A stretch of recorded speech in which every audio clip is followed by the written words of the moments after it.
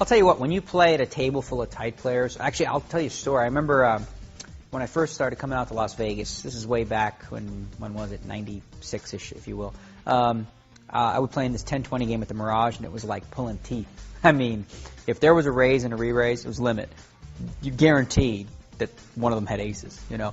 It was very, very tight. It was very difficult to win a lot of money, but the thing was, there was very little risk. I'd sit down in this game, this 10-20 game, and I could almost, like clockwork, make $150, $200 a day just by stealing, you know, here and there, by playing, like, I guess a version of small ball poker. You can't really play small ball in limit so much, but my idea was I would always push until they push back, and then I'd give up.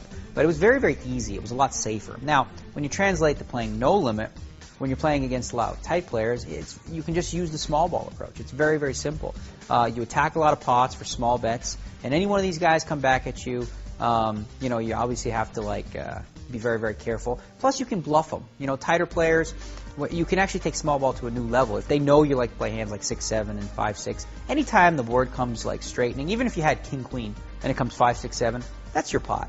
That's your pot against a tight player because, you know, he probably knows that you're in that range. So if a 4 comes, a 9 comes, an 8 comes, you can just absolutely rob him blind. Now, these aren't necessarily the best games for maximum profit, but what they are good for is this. If you're on a limited bankroll and you want to make sure that, you know, you're protecting it, playing against tight players is a lot easier because you're going to have less difficult decisions. You know, playing against wild, aggressive players, it's a lot more difficult sometimes because, you know, they're bluffing at you, they're doing all these kinds of things.